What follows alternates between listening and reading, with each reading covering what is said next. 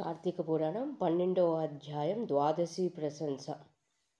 మహారాజా, కార్తీక మాసమున కార్తీక సోమవారమున కార్తీక ద్వాదశి వ్రతముల గురించి సాలగ్రామపు మహిమలను గురించి వివరించెదను విను అని వశిష్ఠ మహాముని ఈ విధంగా తెలియజేసిరి. కార్తీక సోమవారం నాడు ఉదయమునే లేచి కాలకృత్యములు తీర్చుకుని నదికి వెళ్ళి స్నానము చేసి ఆచమనము చేయవలెను. తర్వాత శక్తి కొలది బ్రాహ్మణులకు దానమిచ్చి ఆ రోజంతయు ఉపవాసముండి సాయంకాలము శివాలయమునకు గాని విష్ణు ఆలయమునకు గాని వెళ్ళి దేవుని పూజించి నక్షత్ర దర్శనము చేసుకున్న పిమ్మట భుజింపవలెను. ఈ విధముగా చేసిన వాడికి సకల సంపదలు కలుగుటయే కాక మోక్షము కూడా పొందుదురు. కార్తీక మాసంలో శని త్రయోదశి వచ్చిన ఎడల ఆ వ్రతమాచరించి నోచో 100 రెట్లు ఫలితం కలుగును. కార్తీక శుద్ధ ఏకాదశి రోజున పూర్ణ ఉపవాసముండి అర్ధరాత్రి ఆ రాత్రి విష్ణు ఆలయమునకు వెళ్ళి శ్రీహరిని మనసారా ధ్యానించి శ్రీహరి సన్నిధిని పురాణ కాలక్షేపము చేసి మరునాడు బ్రాహ్మణ సమారాధన చేసి 1,000,000 యజ్ఞముల ఫలము కలుగును. ఈ విధముగా చేసిన వాడలకు సూర్యగ్రహణ సమయమున గంగానదిలో స్నానం చేసి 1,000,000 బ్రాహ్మణులకు భోజన దానము చేసినంత పుణ్యము కలుగునో దానికంటే అధికముగా ఫలము కలుగును.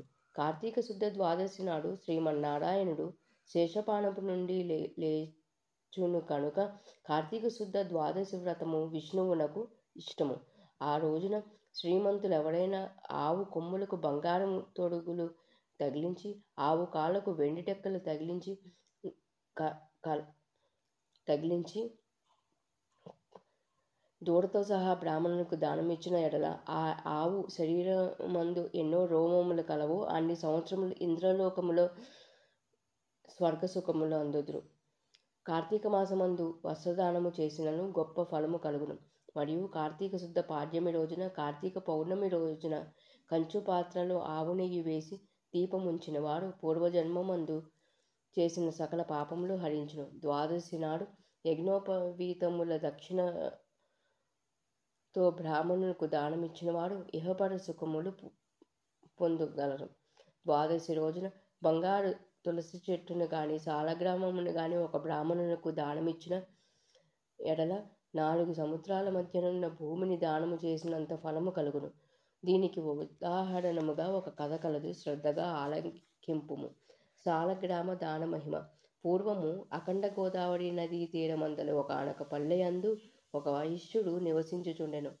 వాడు మిగుల దురాశాపరుడై నిత్యము ధనమును కూడబెట్టుచు తాను అనుభవించక ఇతరులకు పెట్టక బీదలకు దాన ధర్మములు చేయక ఎల్లప్పుడూ పరనిందలతో తానే గొప్ప శ్రీమంతుడిగా విర్రవీగుచు ఏ జీవికి కూడా ఉపకారమై నను చేయక పరుల ద్రవ్యము ఎటుల అపహరింతునా అను తలంపుతో కుత్సిత బుద్ధి కలిగి కాలము గడుపుచుండెను. అతడొకనాడు తన గ్రామమునకు సమీపమునున్న పల్లెలో నివసించుచున్న ఒక బ్రాహ్మణునకు తన వద్దనున్న ధనమును పెద్ద వడ్డీకి అప్పు ఇచ్చెను. మరి కొంతకాలమునకు తన సొమ్ము తనకిమ్మను అడుగగా ఆ విప్రుడు, అయ్యా, తమకియ్యవలసిన ధనము 1 నెల రోజుల గడువులో ఇవ్వగలను. మీ రుణముంచుకొను. ఈ జన్మలో తీర్చని ఎడల మరు జన్మమైన మీ ఇంట ఏ జంతువుగానో పుట్టి మీ రుణము తీర్చుకొనగలను అని సవినయముగా వేడుకొనెను. ఆ మాటలకు కోమటి మండిపడి, అట్లు వీలులేదు. నా సొమ్ము నాకిప్పుడే ఇయ్యవలెను. లేని ఎడల నీ కంఠమును నరికివేయుదును అని ఆవేశం కొలది వెనుక ముందు ఆలోచించక తన మొలనున్న కత్తితో ఆ బ్రాహ్మణుని కుత్తుకను కోసెను. వెంటనే ఆ బ్రాహ్మణుడు గిలగిల తన్నుకుని చనిపోయెను. ఆ కోమటి భయపడి అక్కడనే యున్నచో రాజభటులు వచ్చి పట్టుకుందురని జడిసి తన గ్రామమునకు పారిపోయెను. బ్రాహ్మణ హత్య మహాపాపం కనుక అప్పటి నుండి ఆ వైశ్యునకు బ్రహ్మహత్యా పాపం ఆవహించి కుష్ఠవ్యాధి కలిగి నానా బాధలు పడుచు మరి కొన్నాళ్లకు మరణించెను. వెంటనే యమదూతలు వచ్చి అతనిని తీసుకొని పోయి రౌరవాది నరక కూపంలో పడద్రోసిరి. ఆ వైశ్యునికి ఒక కుమారుడు కలడు. అతని పేరు ధర్మవీరుడు.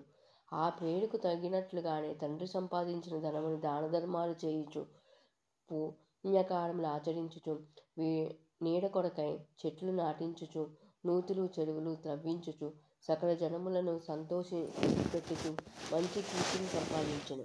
ఇటులుండగా కొంతకాలమునకు త్రిలోక సంచారియగు నారదుల వారు యమలోకమును దర్శించి భూలోకమునకు వచ్చి త్రోవలో ధర్మవీరుని ఇంటికి వేయించేసిరి.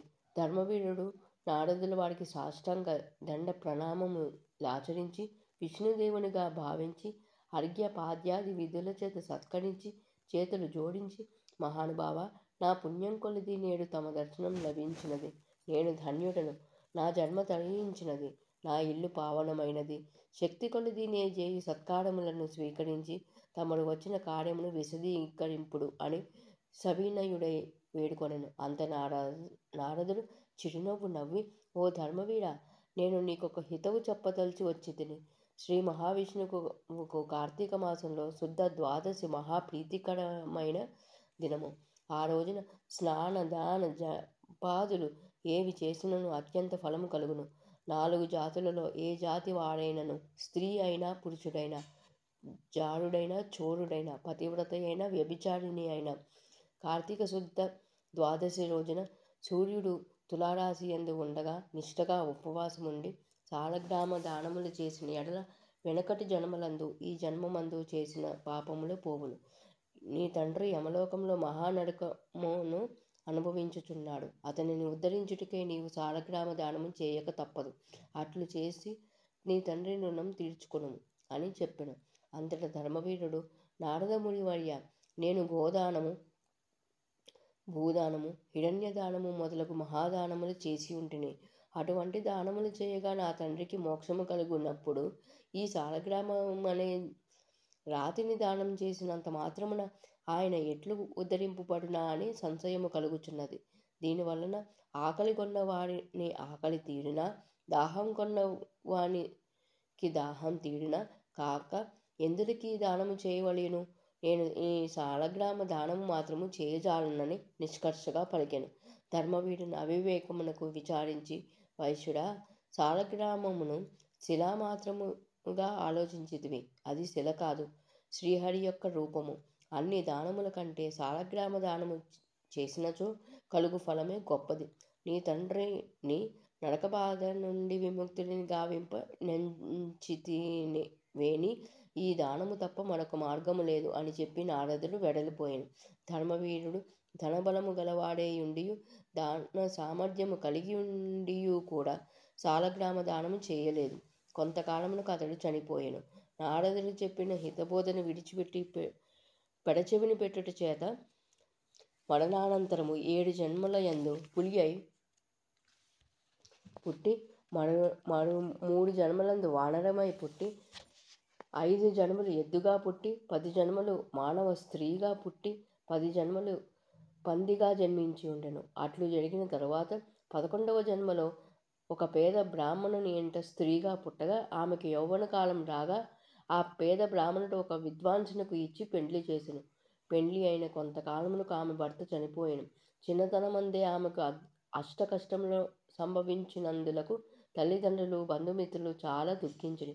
తండ్రి ఆమెకు ఈ విపత్తు ఎందువలన కలిగినా అని దివ్యదృష్టితో గ్రహించి వెంటనే ఆమె చేత సాలగ్రామ దానం చేయించి, నాకు బాల వైధవ్యమునకు కారణమైన పూర్వజన్మ పాపం నశించుగాక అని చెప్పించి సాలగ్రామ దాన ఫలమును ధారవోయించెను. ఆ రోజు కార్తీక సోమవారం అగుట వలన ఆ సాలగ్రామ దాన ఫలముతో ఆమె భర్త జీవించును. పిదప ఆ నూతన దంపతులు చిరకాలము సకల సౌఖ్యములతో జీవించి జన్మాంతరమున స్వర్గమున ఏగిరి. మరి కొంతకాలమునకు ఆ బ్రాహ్మణ పుత్రిక మరొక బ్రాహ్మణుని ఇంట కుమారుడిగా పుట్టి నిత్యము సాలగ్రామ దానము చేయుచు ముక్తి నందును. కావున ఓ జనక, కార్తీక శుద్ధ ద్వాదశి రోజున సాలగ్రామ దానం చేసిన దానం ఫలం ఇంతింత కాదు, ఎంతో ఘనమైనది. కావున నీవును ఆ సాలగ్రామ దానము చేయుము. ద్వాదశాధ్యాయము 12వ రోజు పారాయణం సమాప్తము.